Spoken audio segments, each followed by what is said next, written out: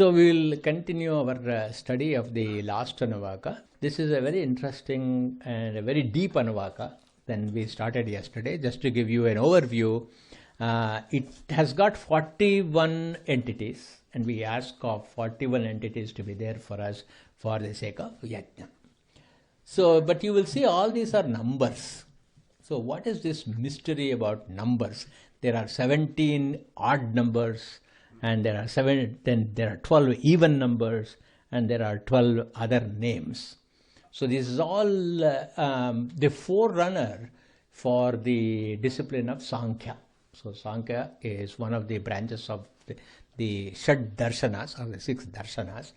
So the Sanskrit word for number is Sankhya, and the philosophy based on the numbers is Sankhya, because enumeration is a very important part of scientific study. Because you see any branch of science, enumeration is indispensable.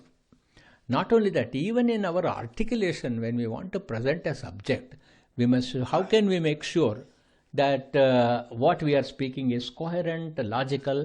We must actually think in terms of 1, 2, 3, 4, not just as the number of ideas you are going to give, but also the sequence of the ideas. So there must be a connection. As we have studied earlier in the Shastra Vichara, for the text to be a Shastra and to be perfect, it has to have 7 ingredients. Upakrama, Upasamhara, Abhyasa, Apurvata, Phalam, Arthavada, Upapattescha, Linga, Tatparya, Nirnaye. So all these are very essential. We have studied this number of times.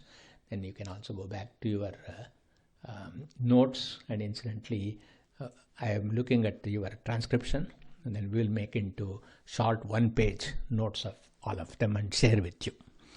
So this ekachame, this word eka, or actually is, as I mentioned last time, it is feminine gender. So there is eka feminine gender, ekaha masculine gender, ekam neutral gender. So when we use the word ekam in neutral sense, it is Brahman. When we use it as ekaha, then it will be to a particular deity. We can say ekaha, eko devaha, that is, there is one devata, Vishnu, Shiva, in any way you can think of. Then there is eka.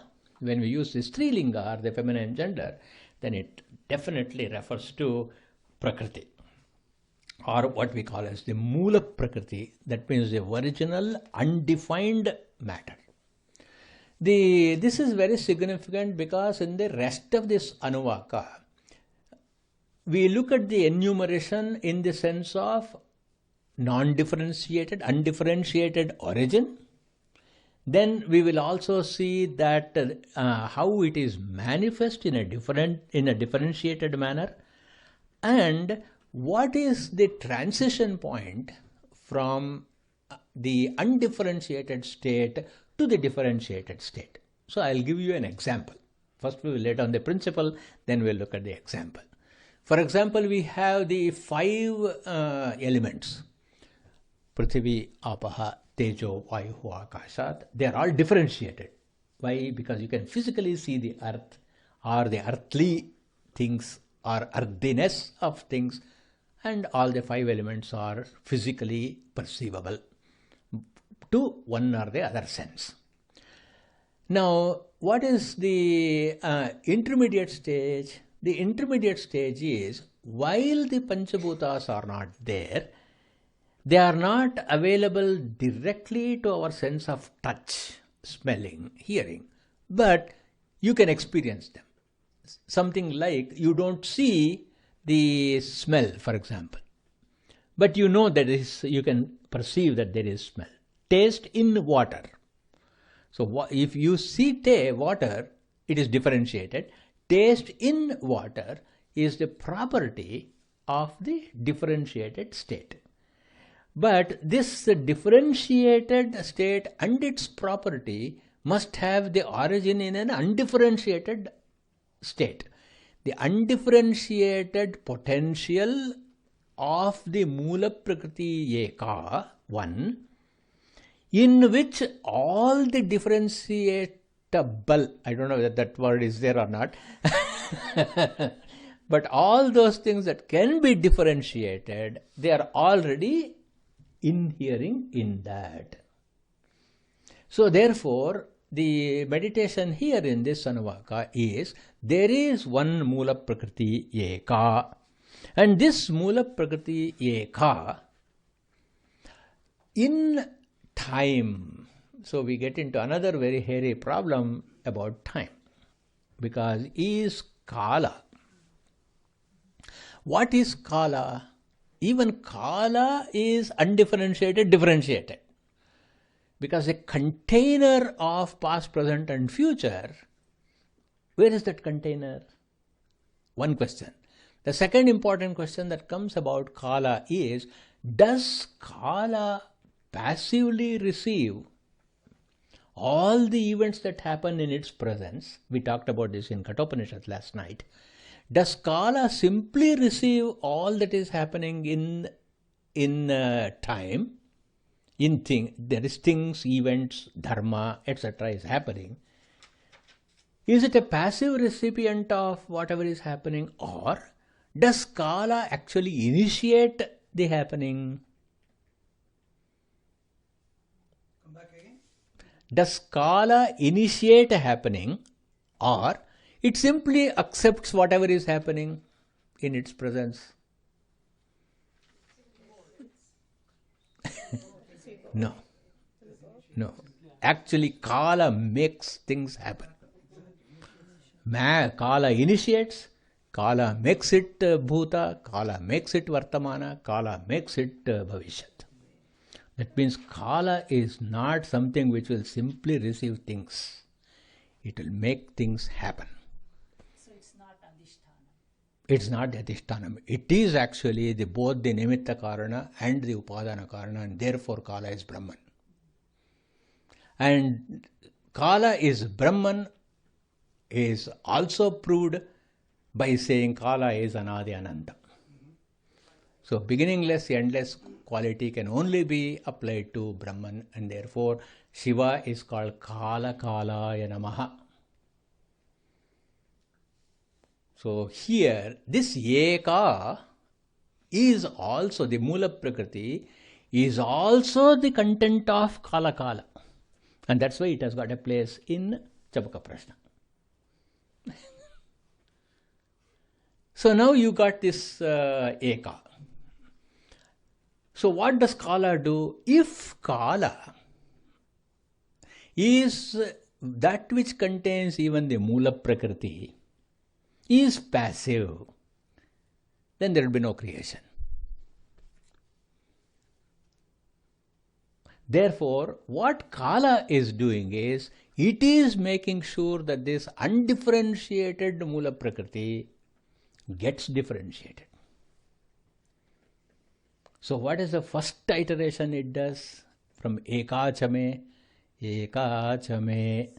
Next is Tisrachame. First thing it will can make happen is the next number 3, and that next number is Sattva Rajas Tamo Gunas. Isn't it? Otherwise, how can there be any activity if there was no Sattva Rajas Tamo Gunas? And then, if their Sattva Rajas Tamo Gunas were not there, then the shining aspect which is called as a Devata, the shining aspect or a Devata means a manifested entity. This is the difficulty. This is a very, very difficult Anuvaka to understand. For example, you are here. How do I know you are here? Because you are shining. You are illuminated in my presence. Whether with my awareness I illuminate you, or you are self-luminous, in either case, there is the Devata Dharma. Devata Dharma is, I am able to illuminate your presence, And the Devata dharma in you is you are able to be self-luminous. So there is the Devata. Then this Devata is none other than this Sattva Guna. Because you are here, you are just here. No transaction is going on. And I am just observing you. And therefore, there is no activity going on. That means I am not seeing you and you are not presenting yourself. You are just there and I am aware of your presence. Unfortunately, in English we use the word am and then the whole thing is screwed up. So you just say that you are just there, I am just here, the pure awareness is there. So in the presence of this pure awareness, it is Sattva Guna and therefore there is Devata. But since it is very closely mixed up with a second concept called Rajas, awareness, what awareness does is, it as soon as it becomes aware, then the sthana or the position is mapped. The coordinates of the position, that you are there and I am here. That coordinates is called sthana. So now we have Devata, then there is sthana. This sthana is none other than tamas, because it is just there. But this Devata and sthana together, they function, and when they function, it becomes dharma. Dharma is activity. So now you see this Eka, this one, because of the energy of Kala, Eka, is now becoming 3. So Eka chame, Tisrachame. Once we understand this, the rest of the enumeration is very easy. So this one which has become 3, now that 3 will now become 5. Tisrachame, Panchachame. Then, now from 3 to 5, that is when it becomes the Pancha Bhutas. When the 3, that is Sattva, Rajas, Tamo Gunas, creates the sthana, the Devata and the Dharma. See the point? And this Devata, sthana and the Dharma is still undifferentiated. It is a possibility only. And this possibility of the 3 will create the possibility of the 5. Ekachame, Tisrachame, Panchachame. So how can we rephrase this idea? It is called technically in the Shastra as Apanchikrita Bhutani. Apanchikrita Bhutani means unclassified, still unclassified 5 elements. Apanchikrita. When you prefix with a, means it is the not. Then this Apanchikrita Bhutani can also be called as, now this Apanchikrita Bhutani becomes 5 subtle elements. So there is another intermediate stage where it becomes a subtle 5 elements, and then the subtle 5 elements known as Tanmatras now become the Panchikarana or become the actual Bhutas. So Ekachame, Tisrachame, Panchachame. So this is as far as matter is concerned. But then we also have awareness. What are we doing with that? What is happening to this awareness? And that is also one. And it is part of the energy of Brahman, because matter is energy. So it is the energy of Brahman. This energy of Brahman now will take 2 branches. In one branch, it is becoming the Apanchikrita Panchabhutas. tanmatras and panchikrita panchabhutas. So now we get into another branch. In this another branch, the Chaitanyam now becomes the unmanifest intelligence. Because the intelligence has not yet manifested. But the potential of the intelligence is created.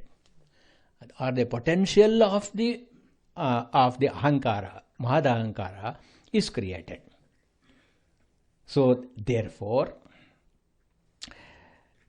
this doctrine is called Trivritkarana in Shastra.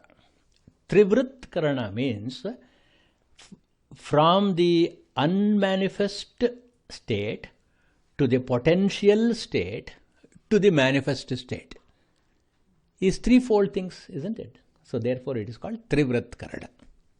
So because of this Trivritkarana, then what happens? Eka cha me, tisra cha me, pancha cha me, sapta cha me. So the tanmatras of Shabda, Sparsha, Rupa, Rasa, Gandha now gets added to the Chaitanya part, isn't it? The Chaitanya part, which is in the unmanifest state, is now broken into two more called Manas and Buddhi. So therefore, the Pancha Tanmatras add to that the potential of the Manas and Buddhi. It becomes 7. Saptachame.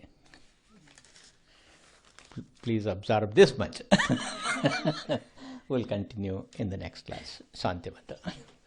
This is one of the probably the most tough anuvaka, but you will see that in the assembly they will simply raise their voice and the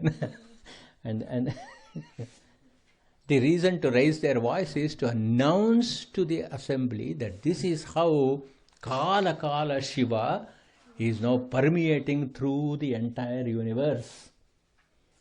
So it is not just to compete how loud one can sing.